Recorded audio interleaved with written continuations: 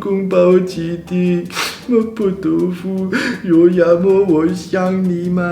Normalement, je vais une fois par an en Chine et j'en profite pour m'en mettre plein la panse. Mais en 2020, forcément, ce n'est pas possible. 2020, tu peux carrément aller te faire mettre. Du coup, je n'arrête pas de penser à la Chine. Oui bon, d'accord, la nourriture surtout, mais pas que. Parce qu'il y a un truc incroyable avec la Chine, c'est la vitesse à laquelle elle change. À chaque fois, j'y découvre des choses qui n'y étaient pas l'année précédente. Non, parce que nous, en France, on a un petit peu de mal avec le changement. Bah alors vous, quand vous changez quelque chose, c'est pas pour déconner, hein. Tiens, par exemple, l'année dernière, quand je suis venu faire un voyage dans le nord-ouest de la Chine, j'ai remarqué 5 ou 6 changements qui m'ont bien choqué. On va les voir tout de suite. Et si vous ne l'avez pas encore vu, on avait fait une vidéo sur le sujet l'année dernière. C'était d'ailleurs la première vidéo de Unique France dans laquelle j'apparais. Le premier choc que j'ai eu, c'est pour tout ce qui concerne les paiements WeChat Pay et Alipay. Bien sûr, ça existait déjà lors de mon précédent passage, mais là, ça a pris des proportions énormes.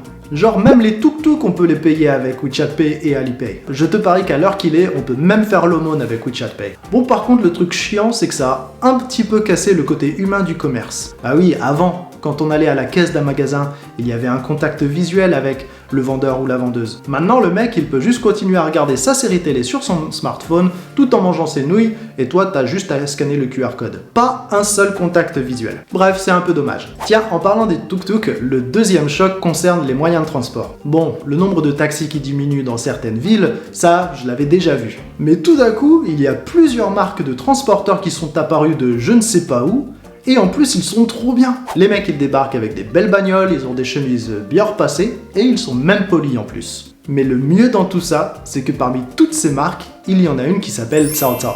Trop la classe.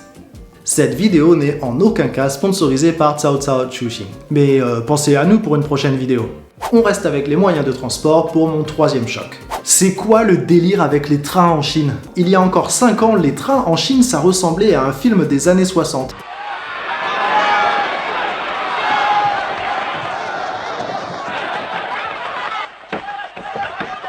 Mais maintenant, quand on monte dans le train, on a l'impression d'être dans un film de science-fiction. En plus, ils vont partout, ces trains. Il y en a même qui vont jusqu'à Lanzhou. Lanzhou, tu te rends compte? Bon alors, WeChat Pay, les trains futuristes ou les taxis de luxe, tout ça, c'est très bien. Par contre, mon point numéro 4, clairement, il pue.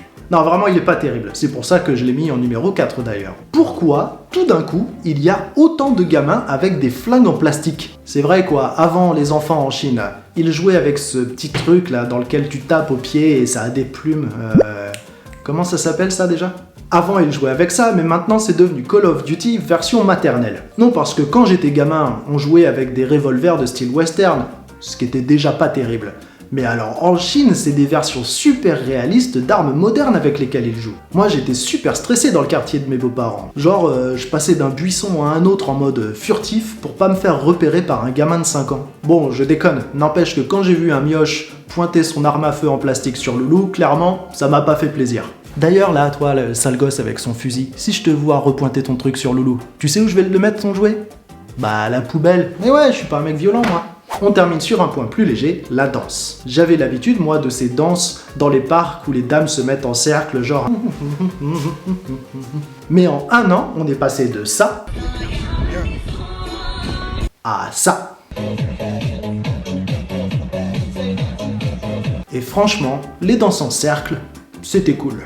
Mais alors là, c'est devenu trop génial. Bon, par contre, la qualité du son, c'est toujours pas ça. Je sais pas pourquoi, mais en Chine, quand quelqu'un met un tout petit peu de volume, j'ai l'impression de revenir à la télé des années 80.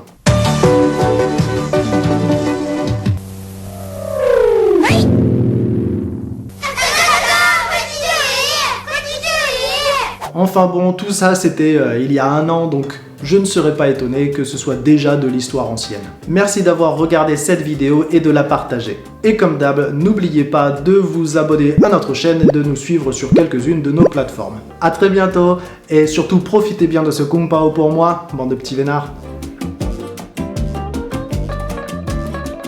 Ah si, j'ai un autre choc en fait. Alors je sais bien que les Chinois en général n'aiment pas le soleil, mais je crois qu'on a vraiment croisé la championne l'année dernière. À Jiayuguan, on a croisé une dame qui s'est fait prendre en photo devant un monument avec un bob, les lunettes de soleil, les gants mousseline et un masque. Donc clairement, on ne voyait pas 1 cm² de peau. Ça aurait pu être elle ou quelqu'un d'autre sur la photo, c'est la même chose. En plus, le monument en question, c'était ça.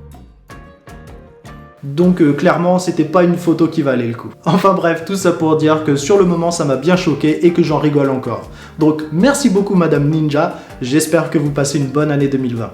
A plus!